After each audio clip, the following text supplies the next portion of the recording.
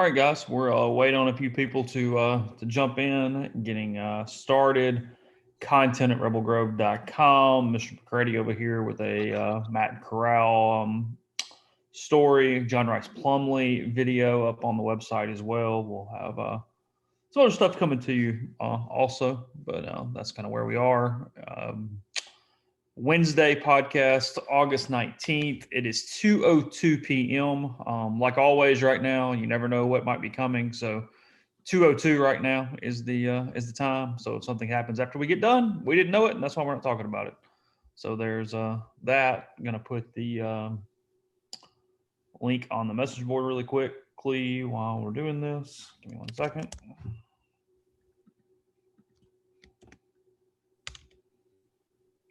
No, I see the internet's really excited about Arch Manning being the number one quarterback in the 2023 class. Wait, hold on 1 second. I got to mute something here. Yeah, you got all kinds of stuff going on. $100 million across everyone's accounts, I don't know why I did that. a guaranteed $1 million cash to. Never mind. Say it again. I said Arch Manning's the number one quarterback in the 2023 class, according to some people. Everybody seems really excited about that on the, saw that on the internet. Arch is just starting his sophomore year in high school. Is that correct? That's correct. Yeah, we got him. Well, I mean, all of his peers are 2023 too. I mean, that's him being rated against his peers. Yes. I just the breathless anticipation on Arch Manning. Can we unpin some of the stuff on the message board before we get started? Sure. Let me do it. No, I got it. You okay with that? I don't have a problem with anything. Okay. It bothers me more than it bothers you. I've unpinned a lot of stuff. Zach will keep 4 or 5 recruiting threads going at once. I just don't think he thinks about it. Yeah. Like I said, I'm not OCD in many ways, but that is one. Well, we can unpin the stuff from Monday now. Yeah, I got it. Yeah. How's everybody going? How's everybody going? How's it going? How's everybody doing? Let's try it that way. I speak for a living. I don't know that there's been a lot of news missed today. Joseph Eubanks asking, said he's had a busy day with the birth of his second daughter. Congratulations to oh, wow. you. It's awesome.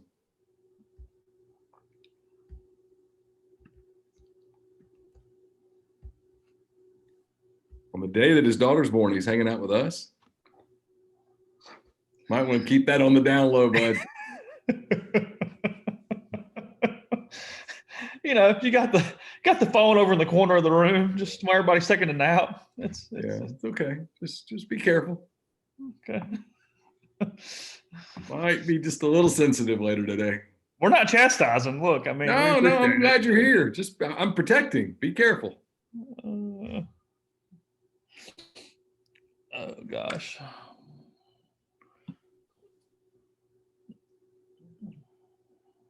We got quarterbacks, Lakia Henry today on the Zoom calls. More players on Friday as well. Again, Kiffin just 1 day a week on Mondays. And that might be the only time we get coordinators the whole time. We heard more about that? No? I think that's it for a while. Do you? Yeah. Like until the end of the season. Oh, you think like really a while? That's my anticipation. I anticipate that it'll just be Kiffin and players from here on out. Okay. I don't think we're getting coordinators after games.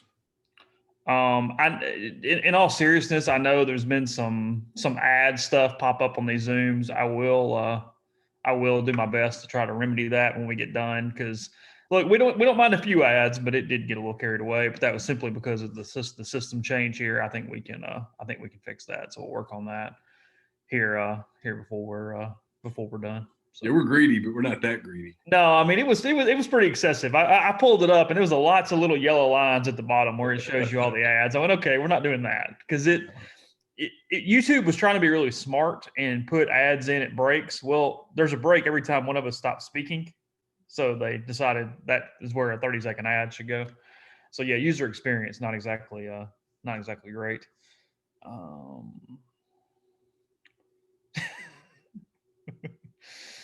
JD says, "Can't hear you, Chase. I'm currently watching a Viagra ad." I know. We'll get it. We'll get it there. Okay. We'll get started now. Let's see. I kind of like the little pre-show thing, honestly. Like, it's something we've never done before, but I don't hate it. Kind of getting settled in a little bit. You ready, Mr. McCready? Oh yeah, absolutely. All right.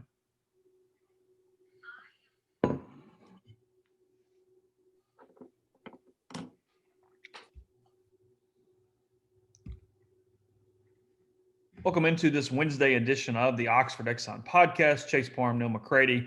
He is in the Clark Ford studio. I've got sort of a banner behind me that says Oxford Exxon Podcast. That counts.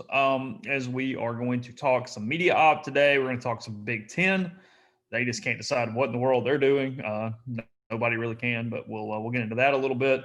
And whatever else comes up over the course of this podcast is brought to you every single day by the Oxford Exxon. Are the ads still going crazy like right now? I thought during the stream they would actually be kind of okay, but anyway, we'll do the best we can to get through that. Sorry. Oxford Exxon, Blue Sky locations in Mississippi. You can use the Speed Pass Plus app. You use that is the safest way to fill up right there at the pump. They will take care of you. Don't have to touch anything. You pay right there on the app and get on with your day. They also have the plastic sleeves that will stay between you and the pump as you are filling up. So they'll do the best you can to take care of you. And they will do that at all Blue Sky locations, including the Oxford Exxon. Again, Neal's in the Clark Ford studio. I am. Clark Ford's in Amory, Mississippi, 662-257-1900 is the number. Call it, ask for Corey Clark. Tell Corey what Ford product you're looking for. He'll send you a quote within 15 minutes of business hours, right to the bottom line. No hassle, no haggle. You get your quote, and the rest is up to you. You can shop that quote around, or you can do what I've done, what I recommend that you do, and that's hop into a Clark Ford today. You'll love the service. You'll love the product. Corey wants to be your truck guy, wants to be your car guy. He'll prove that to you when you make the call, 662-257-1900.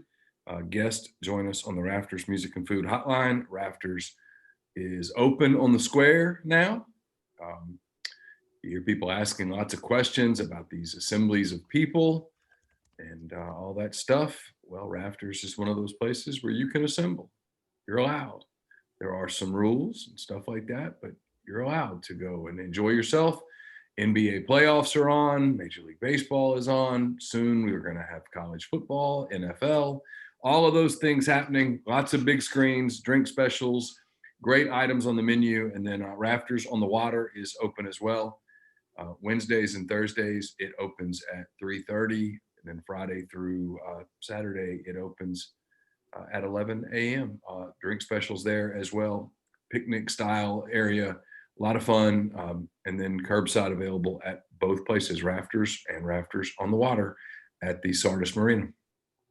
So again, we got Plumlee and Corral today from a Zoom interview standpoint.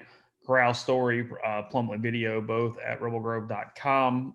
What stuck out? Corral today. He praised Kiffin being I think he said a cherry on top, something like that, as far as not transferring, sticking with the program. Also, the offense that he and Jeff Lebby are installing. It's one of those hindsight deals, but not necessarily the most glowing quotes about the former offenses he was running. No, I thought he had some interesting comments. I thought he was reflective was the word that I used. He was kind of introspective. See, here's what's funny is the knock on Corral, and I think it's legitimate to this point, is that he's not a great decision maker. And you hear that and you can't help but kind of think, is he bright enough for this? And then you hear him interviewed and you have conversations with him and you realize that Matt's really bright. He might be too bright for his own good at times. And then you kind of listen to what he said just a minute ago about last year's offense. And he didn't like it, didn't understand it. And, you look at, let me be careful here because I don't want to make it look like I'm cheering for one of these two kids. I'm not. They're both nice kids. I like them both. It's interesting to me if you take Corral at his word, and I do. I've heard this from other people as well, that the offense at times last season didn't make a lot of sense. It was easily defensed. It was easily predicted what was defensive coordinators had an easy time preparing for it. Knew what was coming, wasn't difficult, had a lot We of heard that from multiple schools that Ole Miss was playing against last year. Yeah. And so you evaluate the two quarterbacks who had success and how did they have success. And Plumlee, because of his athleticism and his feet and his just speed, was able to probably improvise better than Corral could. I mean, he made some plays where he said, "Oh, to hell with it. This read's not working. I'm going to use my feet. I'm going to get out of here." And then boom, 55 yards later, he's in the end zone. I mean, there was a lot of that last year, and I'm not criticizing that at all. That's not Matt Corral's game. And so now you kind of wonder in this offense, and Plumlee referenced this, in this offense, one of the things they're telling him is don't bail. We have a system, run the system, which gets me back into what I've always heard about Lane Kiffin and Jeff Lebby in this offense. They want to put the football in the air. They want to have balance. They don't want to be one-dimensional. They don't want to be predictable. And, Corral was, again, he criticized himself some. He said that, he looks back at last season and he didn't work enough. He didn't work hard enough. But he said he didn't really understand what it was they were trying to do a year ago. And he feels like he does now better. Now, again, new offenses are a lot like new strength coaches. The new strength coach is always the genius, and the old strength coach is always the idiot. And so, there is a system, there's a cycle here. But if you listen to what he said and you listen to how he said it, there's a lot more confidence there, a calmness, if you will, in Matt's persona that I always sensed last year, Chase, I know it's become a long-winded answer. I always sensed last year that he was really frustrated. He was really biting his tongue. He was trying to be a good teammate. He was trying to support his friend in John Rice Plumlee. But there was a lot of things he wanted to say. I felt like today he was still being awfully diplomatic. I mean, I think if you had taken the filter off a little bit, I think he was going to be pretty critical of Rodriguez and that offense that they were asked to run last season. I don't think he liked it. This is a guy that's now learning his third offense in 3 years. I mean, we've gone from Phil Longo to Rich Rodriguez to Lane Kiffin / Jeff Lebby. He's seen a little of everything so far. His book would be pretty interesting right now. And Matt's a bright kid. I just, you listen to what he said today. There was a lot there. Went from, 27 plays in the whole playbook with Longo, something like that. Is that right? Yeah, to not a hell of a lot more than that with Rodriguez. Well, and it was all, and like you said, it was so run based in a lot of ways. It's not his deal. No, everything was run, and that's not what he signed. I mean, Lane Kiffin wants you to take care of the football and get it to your playmakers. I mean, in an incredibly simplistic way, that is his offense. It's don't screw up, don't turn it over, and hey, you got Elijah Moore and you got Jerry Neely. Why don't you get him the ball in space and see what happens? That's right. The offense. That's the thing. It's interesting is you hear people ask about other receivers and all that, and we hear what we always hear, which is, there's just loads of guys who can play and blah blah blah. We didn't see that last year. We didn't see other wide receivers utilized in that offense. And Kiffin is not in the past. He's not been crazy, or he's not one of these guys that goes, "Hey, we absolutely have to be balanced, and we absolutely have to spread the ball around, if you will." I mean, Lane Kiffin had Amari Cooper, and he just gave him the ball every freaking play. That's what he did. Yeah, best player on the field. You know what? We're going to give him the ball. We're going to see what he does with it. Had Derrick Henry, and they really used him. They had Amari Cooper, and they really used him. He's going to really use Jerry Neely. He's going to really use Snoop Connor. He's going to really use Elijah Moore. But you also have to have other elements of the offense that make you unpredictable. In today's football, with all the scouting and all the analytics and the computer programs, everyone has tendencies. Everyone does. So you already know that the computer has your tendencies figured out. You can't double down on that by being even more predictable. You've got to mix it up. You've got to keep defenses guessing a little bit, or else they're going to eat you alive. And I think you saw that last year. It's one of my criticisms of the Plumlee narrative. It's not directed at Plumlee. It's when people say, boy, Plumlee, this is a no-brainer. It has to be Plumlee's job. My response to that is not, you're wrong. My response to that is, how do we know that? When people say, oh, man, just look at the plays that he did. And, you know, I could do this too. But how many of those plays, how much of his effectiveness last season happened when games were out of control, when defenses had gone vanilla, when defenses had gone to, you know, backup units, when defenses had turned it off because they were up 31-7 or whatever the number was? How much of that happened? Because to me, that's relevant. I'm not taking anything away from Plumlee. And again, I said this yesterday, I'm going to say it again today. It bears repeating that we're judging John Rice Plumlee on his true freshman season. We're judging Matt Corral on his redshirt freshman season. It stands to reason that they will improve as sophomores. The same benefit that I'm giving Bo Nix, I'm going to give them too, which is they're going to be better after they played a year. John Rice referenced that today about how it's now when you've played SEC games, it does make practice a little slower. It lets you digest things a little faster. I anticipate that both he and Corral will both be better quarterbacks this year than they were a year ago. Who do you believe in from a receiver standpoint? Today? Mingo, maybe? Oh, I think Mingo's got a chance to be really good, but I think you've got to get him involved. You can't ask a guy like him, hey, block, block, block, block, block, just block all day long. And then you're going to get one or two balls thrown at you. I mean, receivers want the ball too. You've got to utilize people. You've got to have an offensive system that keeps defenses honest. And I think defenses last year knew what was coming a lot against Ole Miss. And I think that got frustrating on that side of the ball. I found this here. I knew it was somewhere. I asked Dylan for it. He got it to me. Amari Cooper, we mentioned him. So Amari Cooper without Lane, 25 games before Kiffin was the offensive coordinator. 104 catches, 1,736 yards. That's 69.4 yards per game, 11 touchdowns.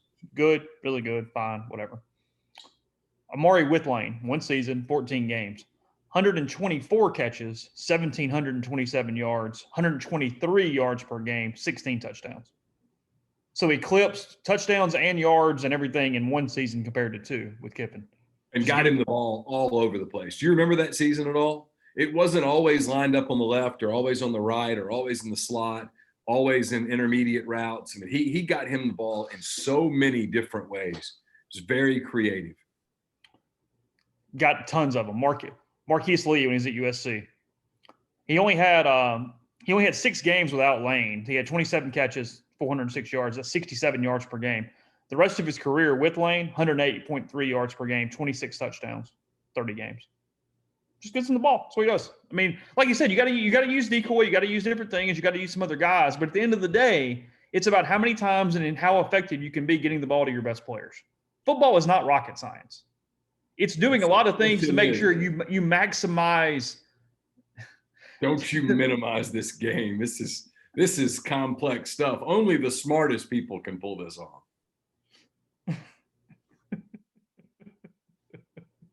Okay. I mean, don't you come in here with that blasphemy. Oh, God. How long have you covered football?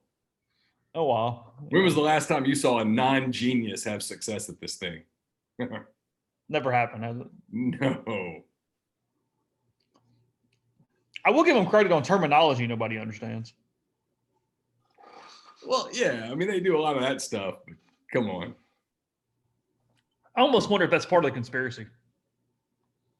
Hey, we're going to make this really complicated on everybody just from a terminology standpoint so nobody can follow it. It's going to make us look much smarter than we are. You're at USC and you've got Reggie Bush. When your offense becomes, let's find a way to get the ball to Bush. That is smart.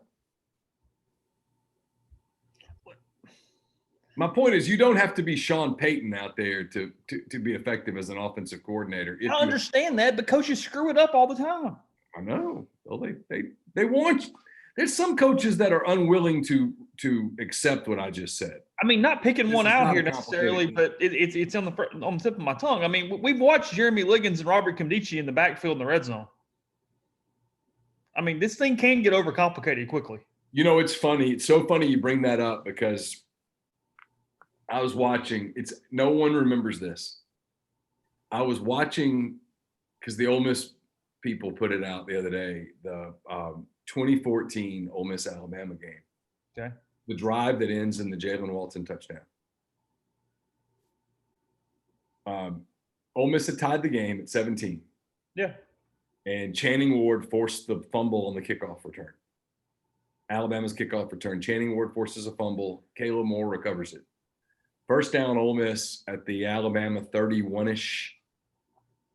Don't hold me to the specific yard mark. It doesn't matter. Sure. First down, Bo Wallace to Laquan Treadwell gets the ball to, I think, like the Alabama 11. Next play. No, the first down was a running play. Then they threw it to Laquan. First down and 10 at roughly the 11-yard line. First down was a handoff up the middle, got a couple of yards. Second down in a tie game, two undefeated teams, and you're in the final 4 minutes, a legit shot to beat Alabama at home. Sure. Jeremy Liggins is the quarterback. In a shotgun, rolls to his right, sort of looking to throw. And luckily for Ole Miss, there's nothing there, and he gets tackled quickly for a loss. Oh, I do remember that play. On the next play, they give a great play call, and they get Walton lined up one-on-one with it's a mismatch, gets in the end zone, and then touchdown, and you know the rest. Yeah, they missed the Imagine if that play goes bad, Chase. If Jeremy Liggins fumbles right there. Just imagine. He fumbles in that ball. I thought to myself, I'm glad for the Ole Miss people. I'm glad for the Ole Miss people that game worked out the way it did, because I know it was a magnificent day for the program and the school and the people who love Ole Miss. And I'm sure it was one of the top 5 days, and you remember everything about it, and you loved it, and it was awesome. And that night, the food has never tasted better, and your beer has never been colder, and it was just wonderful. Sure. Karma owed Jeremy Liggins fumbling that ball. Okay. That's not necessarily what we're talking about today, and we got a while to go. As we go into the break, here's what I'm going to tease. What you're explaining is exactly right. Why shouldn't I be pissed off every time Sean Payton does it, though? And why is it different because it's Payton? Just think about it. Explain it to me as we come back here. And I can tell you right now, before we even come back, that sure. I can't answer that. Okay. I keep getting told that in the message board all the time. No, you got to understand it's whatever. No, I understand that I have number 9 and I'd like him to be in the game. That's what I understand. Yeah. That is. We'll talk about it in a minute. First, tell you about Community Mortgage, Oxford, Memphis, Stoughton County, and Chattanooga. On our underwriting and processing done in Memphis.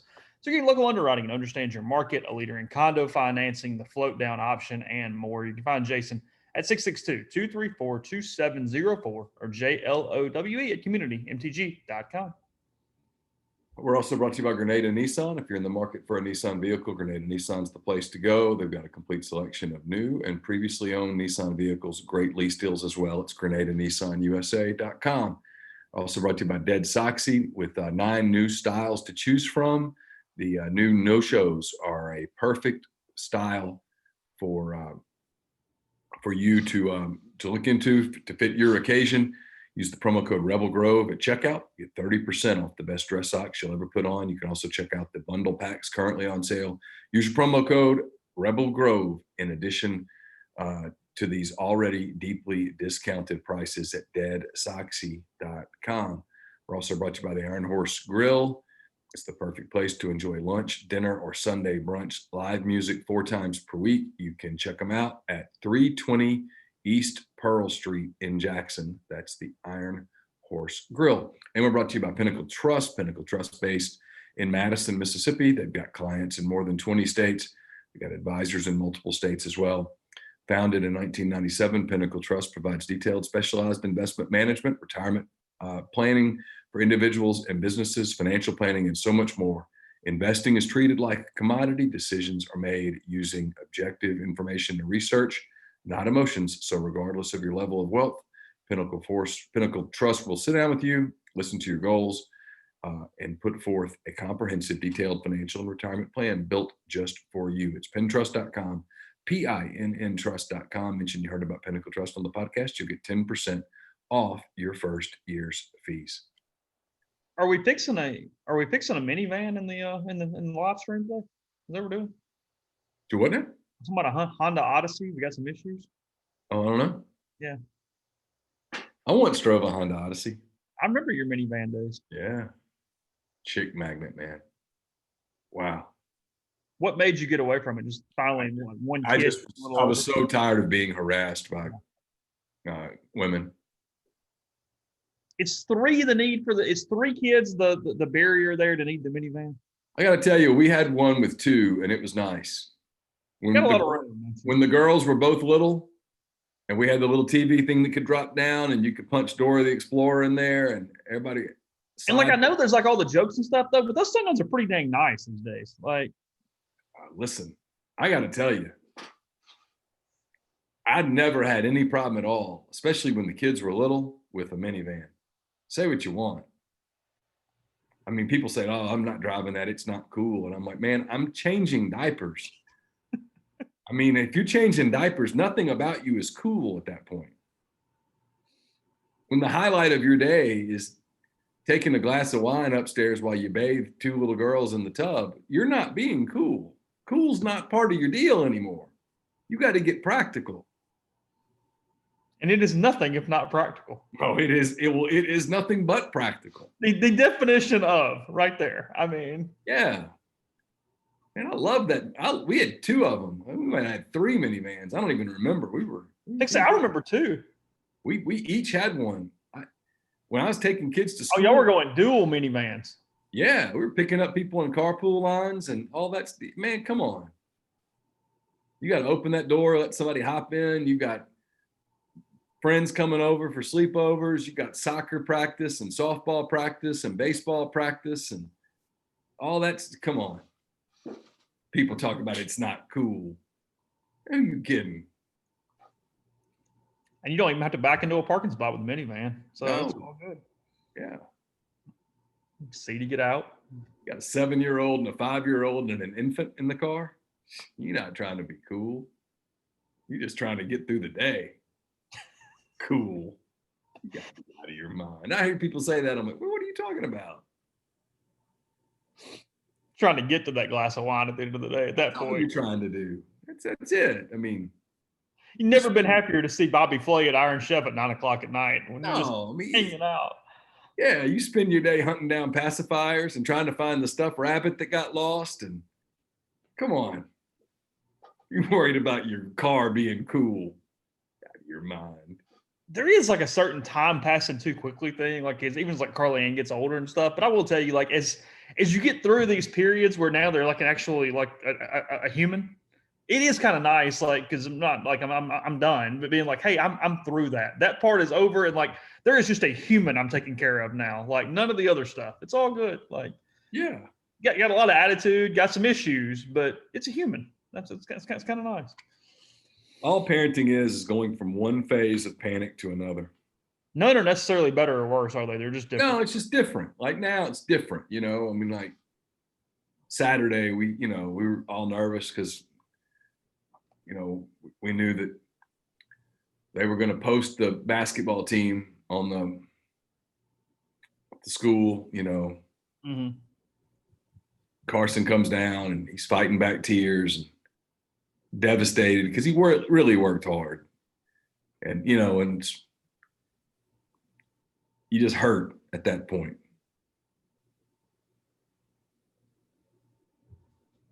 It's just different. It's totally different. I mean, parenting's just one. Like I told Laura a few minutes ago that I made the mistake of getting on Facebook for just a minute. It was totally accidental, and I ended up on the Arkansas. Oh, it was accidental that you got on Facebook? Well, I clicked a link, not meaning to click it, and ended up on Facebook, and so I ended up on the Arkansas Parent Sorority Parents page I guess I'm still a member from last year. Okay, sure, yeah. And so this is that part of the week where the kids are getting cut. And you're reading all these moms going, yeah, my daughter's down to 1, or she found out today that she has no bids, or she's down to 2, or she got cut from the one she wanted. And I was just sitting there thinking, going down to 1's your own fault. Don't suicide it. Yeah, well, but everybody, no, they hadn't suicided it yet. She got cut down to 1. Oh, sorry. I thought you meant they just. Oh, it's just Wednesday. It's just Wednesday. Right. They're like halfway through, and you're down to 1, and they're devastated. And I was thinking, man, I remember that week last week. It was bad. That week was stressful. And so that's what I mean. We were doing the dinner with Burton like the night that like all hell was about to break loose. Like it was the night of the reckoning. Well, it was the night that it was getting real. Yeah. Yes, I'm talking about. Like it was all down and everybody's a little tense and whatever. It was. Man, I drank a lot that week. That bread he brought from Paris. It was so good, wasn't it? It was so good. Yeah, it was really butter. Good. Oh, yeah. Yeah. I got those recipes in my phone somewhere for the butter. We got to get Burton to do that again. Yeah. Sorry, guys. We're talking to ourselves. All right. So the Saints thing. Yeah. Here's the only thing I can come up with. Sure. The only thing I can come up with is if you're the Saints in a long season, every throw that Breeze doesn't make is one more bullet in the gun come playoff time. Then run the ball on 2nd and 8 from the 40. I'll tell you this now, knowing what I've seen from Breeze the last couple of years, and I know he got hurt last year and that led to Bridgewater playing some and all that stuff. I'm sitting him some games. He doesn't have the juice on his throws in January that he does in September. And if I'm the Saints, I'm cognizant of that. Because it wasn't as bad this past year as it was the year before when the gun was really empty. Yeah. Because Bridgewater didn't play well in that game. He just didn't play well in the playoffs. He hasn't played well in the playoffs. That's been the issue every year when they've lost the last 3. I hate him, but I'll give Colton Wong credit. That was one hell of a play right there. We're watching Neil torture here. He's watching Cardinals Cubs during a podcast. I mean that seriously might be like the most like cruel and unusual punishment there is possible for him is a Cardinals win while he's doing this thing. Yeah. I despise them with every fiber of my being. I've tried to like not hate them as much during a pandemic. I can't. Remember, just play the games. That's all that matters. And I've been that way with 29 out of 30 teams, but they screwed it up for a lot of people. They're the reasons everybody's having to play all these doubleheaders because all their guys went out to the casinos and crap. It's their fault. They were the ones that didn't take it seriously, blah, blah, blah. So how many doubleheaders they playing? Like, what's the goal to get them back into some sort of rotation? They played the White Sox in a doubleheader on Saturday. They split a doubleheader with the Cubs on Monday, and now they're playing another doubleheader with the Cubs today. So the Cubs are having to play 5 games in 3 days, and they didn't do anything wrong. So it's not very fair, is it? Not to me. I'm offended. You're offended? Yeah, no, I don't know. It's funny with baseball now that they've hit. They're in this, the second third of the season. Some of the energy has worn off, and it's still remarkable how the offenses in baseball just can't catch up with the pitching. Everything is pitching. All the different arms that people throw at people, it's just incredible. So we referenced it in what we'll call the pre-show a few minutes ago. LSU, not the current team, but little trouble from a past roster here. Darius Geis, the former our LSU friend Hogan Gidley's friend, Darius Geis.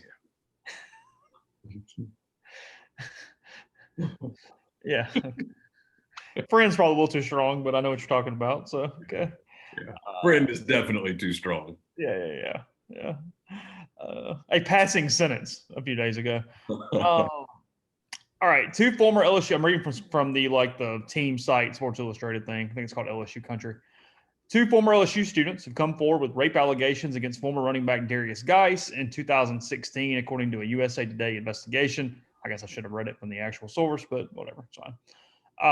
Let's see. He was arrested on domestic violence charges and cut from the Washington football team. Still weird to say that, but whatever. The two reported incidents came within months of each other in 2016 when the two women telling multiple people at the school at the time, including two coaches, an athletics administrator, and a nurse. The two women did not report the incidents to law enforcement, according to the report, as LSU PD nor Baton Rouge PD have any records of them. School officials didn't interview the two women or any potential witnesses about the allegations.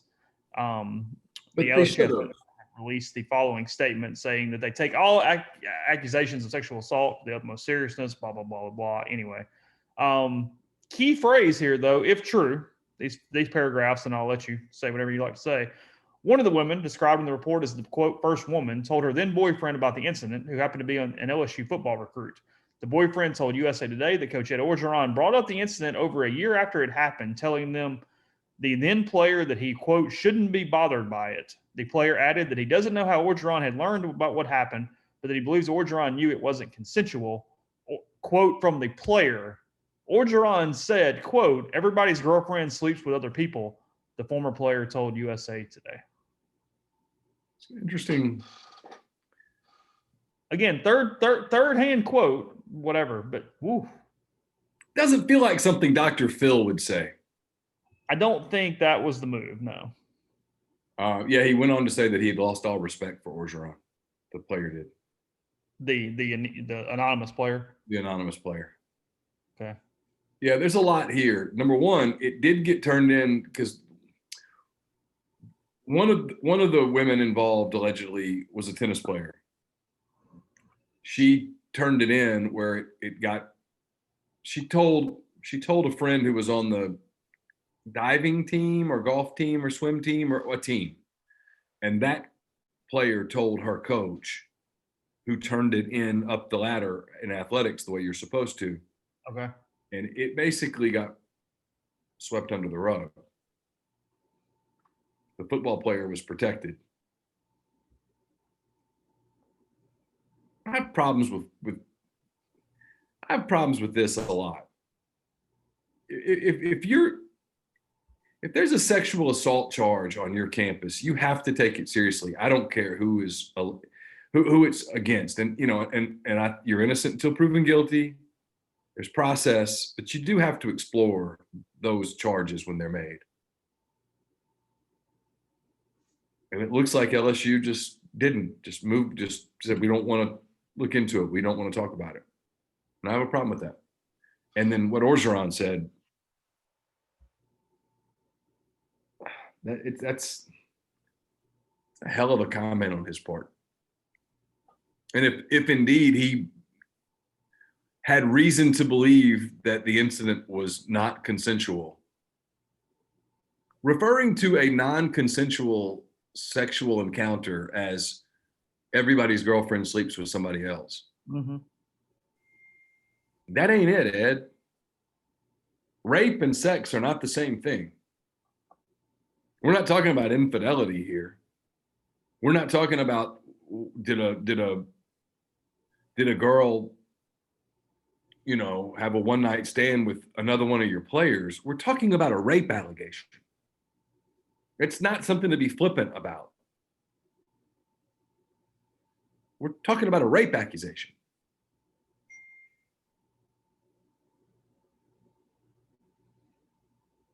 I just don't think you can be as a leader, and when you're making $4 million or whatever he's making a year running a football program, I don't think you can be flippant about something as serious as alleged sexual assault. I don't.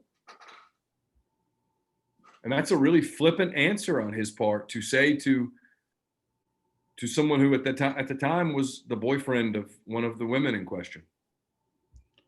Will it all get a pass because it's not present? Does this go away? I mean, right now, LSU gets a pass on everything. The Our Lady of the Lake thing, nothing happens. Because that comes out in the midst of a championship season, I suppose. Beats me. Well, What's allowed them to get all the passes? Why them? I don't know. Why is LSU the program that gets the passes? I mean, I still am blown away that the basketball coach is still there. Doing the same thing. Yeah. I mean, just hey. It's insane. How does that happen? I'm caught on tape talking about a, quote, strong-ass offer in a federal case. Yeah, wiretaps. Yeah. How does that happen?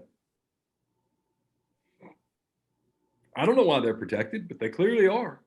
I mean, I hate to be the conspiracy theorist because I've always kind of poo-pooed this, but Scott Woodward is the AD there, and he's the son-in-law of Mark Emmert?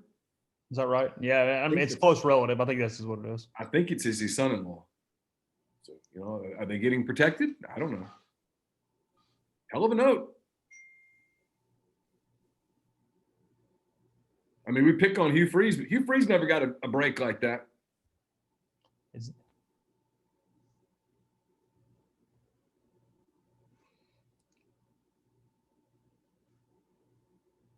Something happened? No. I'm just thinking, like,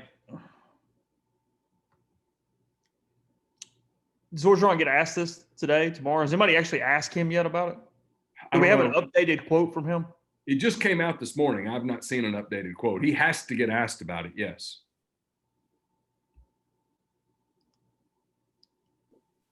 I mean, he has to get asked about it, but it shouldn't be the media's job in this case to ask him about it. It should be Scott Woodward calling him in and saying, hey, we got to talk about this.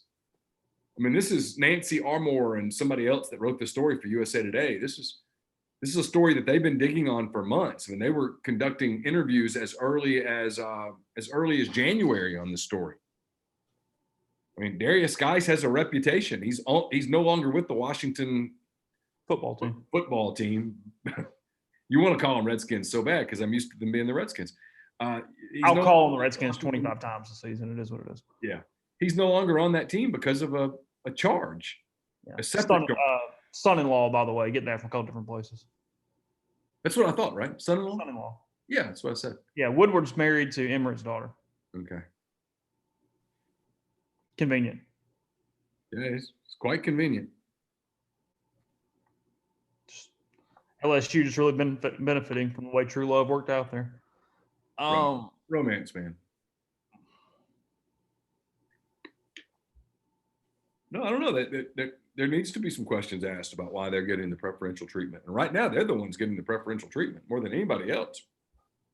I mean, he's just going to blow it off on a quote today, though, right?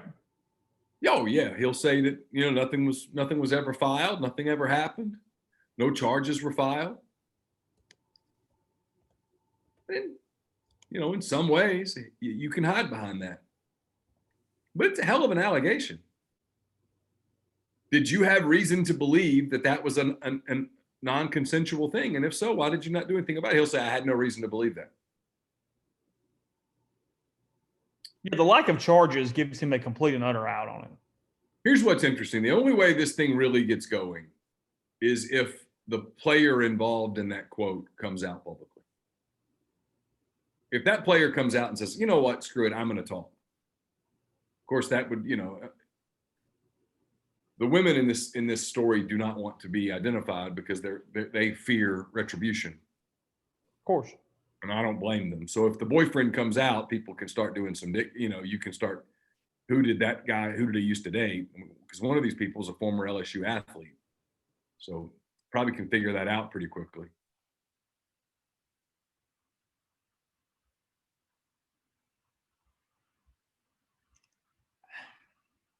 Geis's career is done. Yeah, he's done. And then it goes wherever it goes. But the answer is nowhere from a. No, he can't. If you're an NFL team, you cannot employ him today. Oh, no. No way.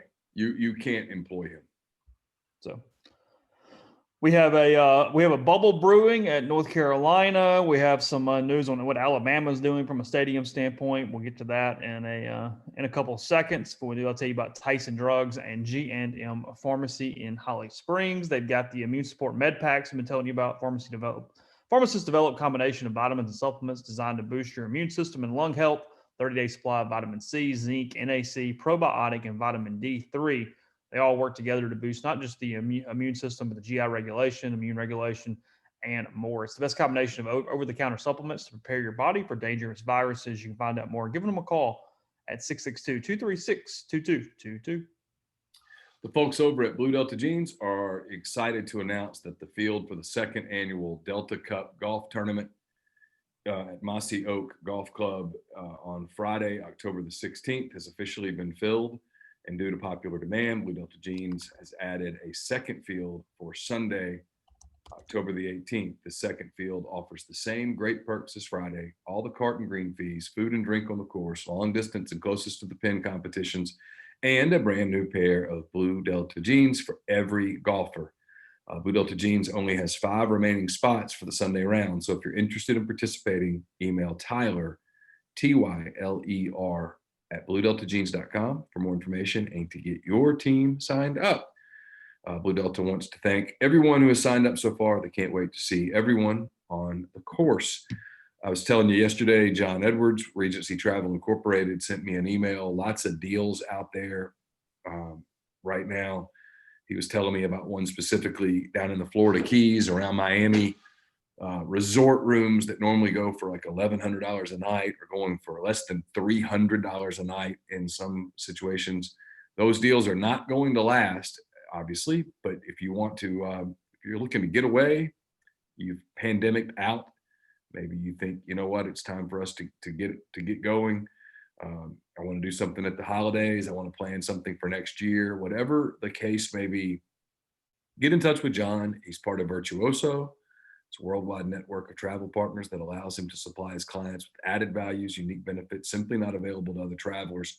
What you do is you give him some parameters, you give him a budget, you let him give you options, and no, you don't have to live in or near Memphis to take advantage of his services. 901-494-3387 or send him an email, jedwards@regencytravel.net.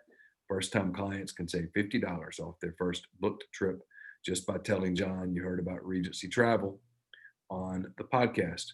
We're also brought to you by Oxford University Bank, OUB, locally owned and operated right here in Oxford. When you deposit money at OUB, that money and the vast majority of the bank's profits go right back into the Oxford community. OUB gives you the comfort of home, all the benefits the big mega banks provide, all the technology and products you can want, all with a personal touch.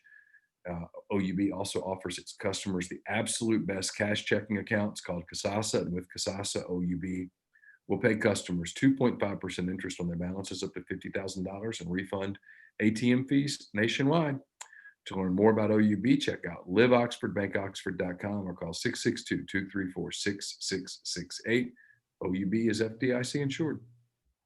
So Alabama releasing some information yesterday regarding what they're doing this season. They say capacity at Bryant-Denny for the 2020 season will be at 20% approximately. So Yep. 20,000-ish basically, because they're somewhere around 100,000. They're doing that. Let's see, just kind of looking for some different things. Really focusing on contactless entry, which will be the case everywhere. Paper tickets will basically not be available at any point. Probably ever again. Think so. I think it's one that's done. Certainly past the high school level. Yeah, I could see that. Tailgating will not be permitted on the University of Alabama campus for the 2020 football season, by the way. Yep. They have killed all tailgating. They will do some screening for fans who enter the game in different ways. So the lines will be longer, even though fewer people. Just kind of reading through concessions. They're doing prepackaged condiments. They said they have a limited menu, and but to encourage social distancing, all concession stands will be open, but only 50% of the registers will be open. So that's what they're doing there. And then let's see, premium areas, no buffets. That's going to be everywhere. Scale down menus in club areas. No. I hated buffets before this, so that's good news for me. Do what? I hated buffets before coronavirus. You've been very anti-buffet. Yeah, it's not my thing at all. Is it because of like the gluttonous nature of it, or is it everybody touching your food, or what? What are we doing? It's everybody touching the spoons, and It's the people. They're breathing on the food. I never was into that at all. So when you're road tripping, Golden Corral and Ryan's are not your first stops. The chocolate fountain is not going to be where you're headed. I can remember as a kid, we would go to cafeterias sometimes, and they bothered me. Cafeterias? Even cafeterias, and in those situations, You talking about like restaurants? like Piccadilly. Yeah, like Piccadilly's. Yeah. Yeah. There was a Piccadilly in Monroe that we would go to sometimes. I think my grandmother liked it, so that's why we went. What'd you get at Piccadilly? I'd always get like the fish with the almond things on them. Like trout almondine, except not. Yeah, except not. I'd get a piece of pie. Not much. In high school, all of our coaches really liked feeding us at like the Ryans or the Golden Corral or whatever after games, because you can get in, get out. Like I understood the pragmatic nature of it, but good grief. Oh, y'all had a post-game meal like that? Yeah, if we're on road trips, like somewhere, we would, like in baseball, like we would eat on or golf or something. We'd eat on the way back home. Yeah. Yeah, I thought you meant football. No. You're getting back as quickly as possible. And No, like post game for like golf or baseball, you would stop at like the Ryans or the Golden Corral, wherever they were. Oh, okay. How about that? Yeah. You think like Chinese buffets are getting hit by this really hard? Yeah, gotta be. I mean, come on. I mean, would you go to a buffet right now? I'm not even eating inside restaurants, so no. No. So how much longer before you're comfortable eating inside a restaurant? I don't know. That's a good question. Because I don't know what that line is. I don't necessarily know what I'm waiting for. I mean, I think it's kind of like, was it the law on pornography? You just know it when you see it. Like, I think that's kind of like the deal. It's like, wasn't that a thing? Like they were trying to like get stuff outlawed, and like they said, hey, the guy was like, hey, you just, there's no real definition. You just know it when you see it. Well, that's fair. Okay. That's fair. I don't know. When you see something like that, you know what I don't need to be seen with that on my phone as opposed to, that's all right. Yes, I'm saying like the line is fine and then it's not fine. There's not a lot of middle ground. Like it's either a problem or it's not. One or the other. Yeah. So how much longer before you think you'd go out to eat someplace? I'm comfortable eating outside places, and there's a lot of options for that. It's fine. Yeah. I don't know. This is a hard question. I got to think about it because I don't know what I'm waiting on. Like, I really don't know. Like, hey, this is the thing that is causing me to not do this. I don't know. I just know I'm not there yet. Like, there's something about the ventilation systems in these places and you eating and spitting on one another that bothers me. Here's what made me think about it. Okay. Because Laura and Caroline are going up to Fayetteville on Friday. Campbell can move into the Kyo house on Saturday. Okay. And so Laura's got to take her a bunch of stuff, and they're going to spend the weekend and all that. And Caroline was making the comment that she couldn't wait to eat at Hugo's, which is a restaurant in downtown Fayetteville. It's one of those places that's been around forever. It's known for their burgers and all that stuff. It I know. kind of reminds me of a slightly more upscale Blind Pig in Oxford. Little less casual. Anyway, it reminds me of that. Regardless. But I was thinking, because when I've eaten at Hugo's, and I've been there, I don't know, 4 or 5 times, it always feels you're down in this dark room kind of. And I was thinking to myself, would I be comfortable in Hugo's? Because Caroline's like, hell yeah, I'm going. I want a burger. I'll eat it there. And I'm sure Campbell was fine with it. And I'm sure that Laura's fine with it. And I was thinking, would I be? And I'm more so today than I was a few weeks ago, but I still don't know that I think my answer would be, y'all go eat at Hugo's. Let me know when you're done and I'll meet you wherever you are. I don't know that I'd want to go hang out in there. And then I asked myself why, and I can't answer that question. I mean, I think we've learned enough about it that the way this thing spreads in airborne places, that if we're going to spit on one another with really poor ventilation, it's probably not a great idea. I think everybody can at least agree on that. Yeah. I think that's a very fair baseline that we all can get behind, and then we'll all break off after that from wherever we're headed. But I just so back to the attendance and stuff. Auburn announced for their opener that it's going to be almost exclusively students. They're going to allow 15,000 fans, which is about 20%. Jordan Hare's probably about 90. Yeah. Something like that. So they're going to allow small crowd, and it's mostly going to be students. I don't hate that. You're representing the students. It's okay. In many ways, from an administrative standpoint, that's the easiest cop-out, where you're not having to decide which donors are getting in. Yeah, because it's a nightmare. Yeah, Alabama divided theirs into two, by the way. If you got one package, you didn't get the other package. Oh, really? Yeah. So if you got the Iron Bowl, for example, the Auburn game, you got one other game, and then the other people got the other 3 games. So they're giving more people fewer games versus just fewer people more, like the full slate. Yeah. Pissing off everybody a little bit instead of a lot of people a lot of bit. Well, yeah. And raise prices, spreading it out. I had someone tell me that Ole Miss, what they're leaning towards is going to let them have a little bit more than 25%, because the way they'll do the social distance part of it, where you can sit with a cluster of your family or whatnot, but I don't know. The number I keep hearing about Ole Miss is somewhere between 20 and 25%. So it's probably true.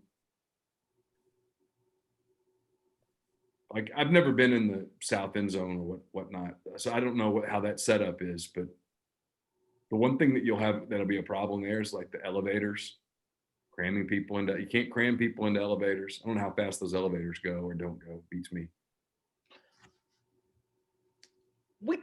I'm reading the live stream here. Corey says, I don't understand why it took COVID for people to realize, I should wash my hands and restaurants are kind of gross, etc. The hand washing thing, we've discussed this. We freak people out because we've seen all these different polls where a lot of people do not wash their hands in any scenario. And obviously, the people who do wash their hands have washed their hands habitually more during this pandemic. Yeah. Do you think the people that had no decency to wash their hands before are even freaking wash their hands now? Like, do you think there's really an increase in the other group that doesn't do it?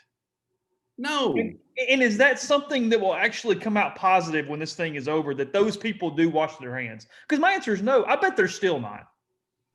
I don't believe in society enough for that. You broke up on me for a second. I don't believe in society enough to think that suddenly all those people are going to wash their hands for perpetuity just because we had a pandemic. No, I don't either. If you needed that push to wash your hands to begin with, you probably aren't even doing it right now. Look, I don't want to get gross here, but if you're one of those people that don't wash their hands after you use the restroom, I mean, you're an animal anyway. Yeah, pro tip, don't touch the bar nuts. No. The pretzels I have no interest in on the bar. Well, like, for example, we've talked about this at Ole Miss games when they would put out food for media. All I had to do, if I really just wanted to control myself and not add the calories that day, was just watch. Think about it. I just had to watch people for a couple minutes, and then I'm good. I'm done. The way they're all grabbing and. Well, yeah. I mean, you've got utensils that are there that are like, if you wanted to grab a cookie, there's a thing, the tongs essentially. Yeah, that you grab the cookie, and then you watch some cat go up there and he grabs 4, and you're like, no, I'm good. I'm done.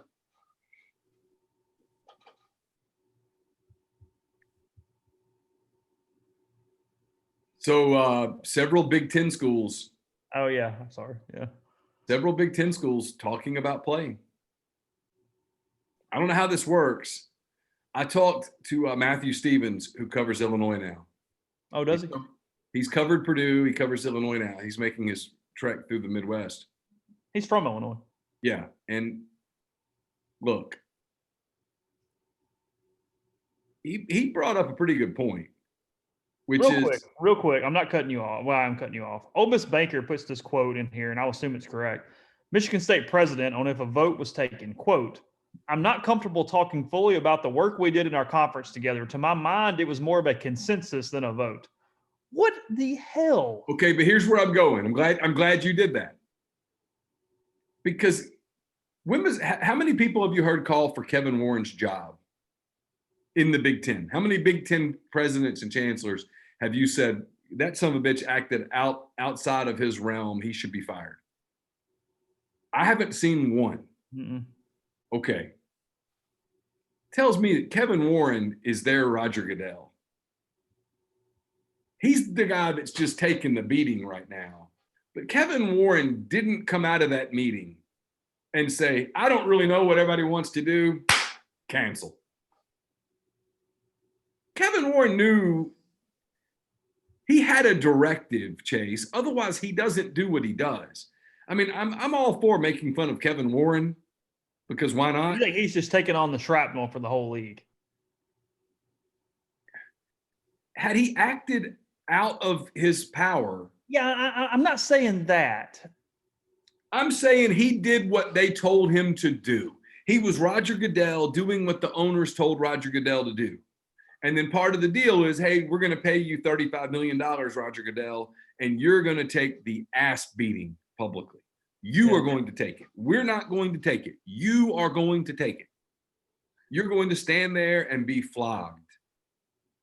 And then when it's over, you'll have $35 million and we'll be protected and you will have done your job and we'll renew your contract.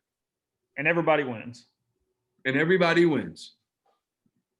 Because when Mrs. Goodell says, why are you taking this beating? He says, do you like the private jet that we fly on? Kevin Warren's just doing what they told him to do. It's why I'm done picking on Kevin Warren with the people that go, oh, so it's safe for your son to play. Kevin Warren had the commission, had the presidents and chancellors told him we all want to play, he would have announced a plan to play. He's just their puppet. And it allows a bunch of bureaucrats to not actually put their name on anything. And what's happened is at these individual schools, some of the big donors are starting to ask questions like, well, what happened? Well, if it's really 6 teams trying to play, maybe that 8-6 vote was correct. It's a little convenient. 6 teams are in and 2 more are thinking about it, but something tells me that Gretchen Whitmer in the state of Michigan doesn't really want Michigan and Michigan State to sign off on football. That is correct, yes. What do you think Gretchen Whitmer's? Ohio State, Indiana. It's Iowa, Ohio State, Indiana, Nebraska. I don't know who else. Penn State, maybe? Is it? I don't know. What do you think Gretchen Whitmer's motivations are? Worried about football players getting sick, or do you think it's something a little more complicated than that? I mean, she's felt fairly political the entire time. He was on the short list for the running mate. Yeah. Had she not butchered Michigan's response to COVID. Well, and she took a beating so early. I mean, that was the first state that was like arresting folks out in the park playing ball with their kids. Yeah. Like that first week or two, she was like arresting like soccer moms. Yeah. And dads. Like it was like, hey, kid out there throwing the ball around with pops and pops getting arrested. Yeah. Walk home, kid. Yeah. Like, what are we doing? Your dad's a criminal. Yeah.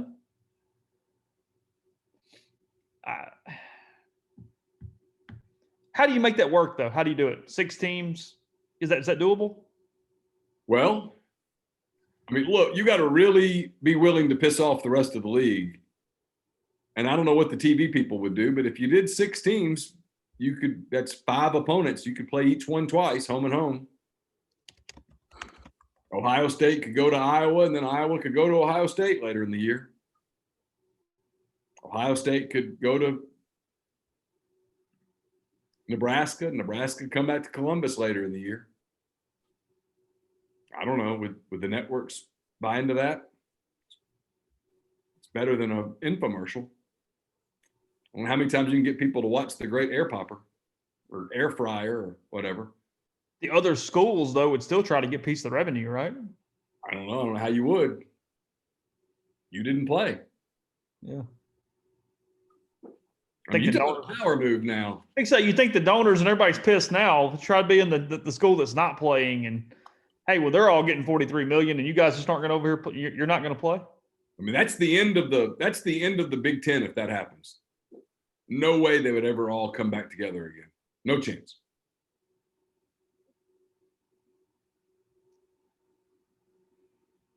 My prediction of conference realignment after 2024, 2025 would look really, I'd be in good shape. You know, the Nebraska AD is calling Gene Smith like every 12 minutes. Hey, we're doing this, right? We're playing. Like, hey, you're in, right? All right, good. It's like a little giddy Pomeranian right now. And if I'm Kevin Warren, my response to this is, look, you sons of bitches figure it out. And when y'all do, we'll all get together and y'all tell me what you want me to do and we'll do it. But I'm not doing this. I'm not negotiating one by one here. I still, to this day, I don't understand. And then you watch, you read what they based it on and all the mistakes that were made in that model, all the statistical errors that were made in that model that rendered the entire study useless. That was the basis of their decision.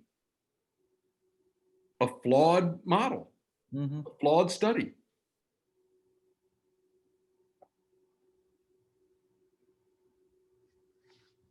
But Dan Wilkins not real happy about half the Big Ten thinking about playing. What's he said about it today? I haven't looked. I don't follow him. I don't either. Let's see what Danny's doing today. Are you blocked? To my knowledge, I'm not blocked. Now, that could change any day now. I always encounter a different block here and there, and I'm like, oh, wow, that person blocked me. I'm blocked by more people than you're blocked by. You think so? Yeah, no doubt. I'm not blocked.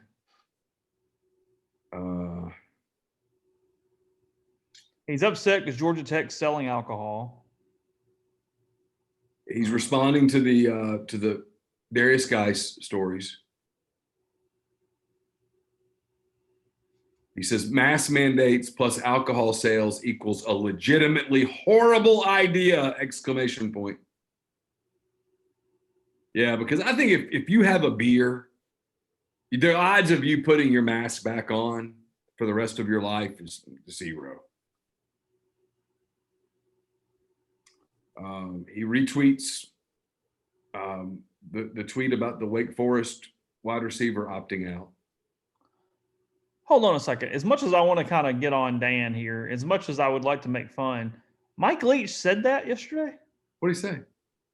Mike Leach compared being the person responsible for coming up with this year's SEC football schedule to being a police officer in Portland right now. Quote, how would you like to be that guy? No. What?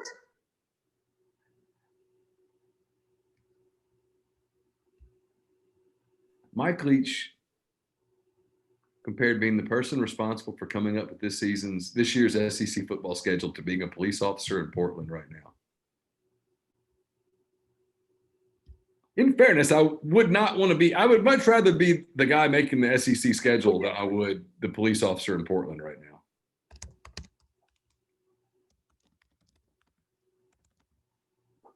$24 months, over under, Mike Leach at Mississippi State.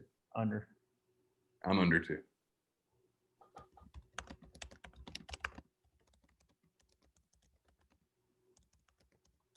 He can't control himself. He's even crazier for some reason. Like, and I don't mean like, not crazier, but more dumber. He's gotten dumber. And then he gets going on this. We are really counting on college students to act responsibly for the sake of college football. Have you ever met college students? Wolken. Yeah, I've met lots of college students, and I know plenty of college students who are pretty damn responsible.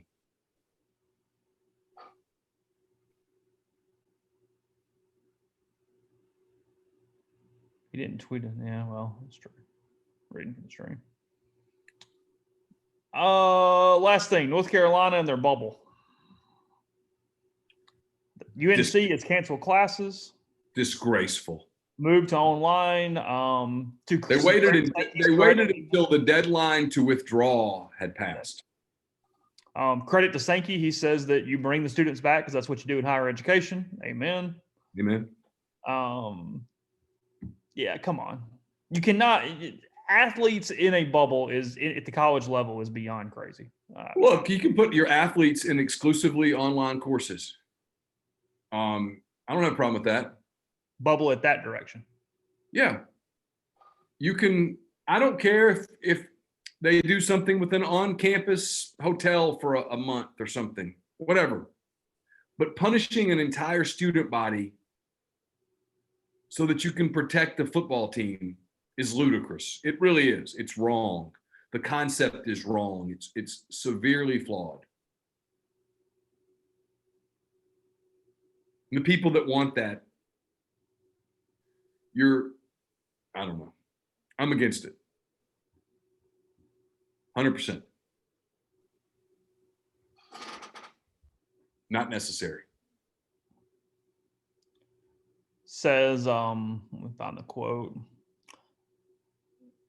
Yeah, Mac Brown even acknowledged the advantage of a campus without in-person classes. Most UNC football players were already enrolled in online classes, but now with students not bustling about, the bubble enveloping the Tar Heels has a better shot of remaining intact. Quote, it helps us create a better seal and a better bubble around our program. The NBA model is working. They've had very few distractions. That's not the NBA model. Oh, God. That's not the NBA model. The NBA model, the players can't go anywhere. That's NBA model. The NBA players don't go to Kroger. They don't go out to eat. They eat at the hotel every meal. Yeah. The food is brought to them. I'm sorry? Yeah, the meals have been highly publicized. We've been talking about it for a month. Yeah, I mean, they cater meals. Players go get the meal. They put it in a box. They go back to their room. Their activities are very structured. Yeah, they can play golf, but it's a golf course that's right now available only to NBA players. Oh, really? Yeah. Yeah, the NBA and the NHL have had success with their bubbles, but their bubbles are completely different than what Matt Brown's describing.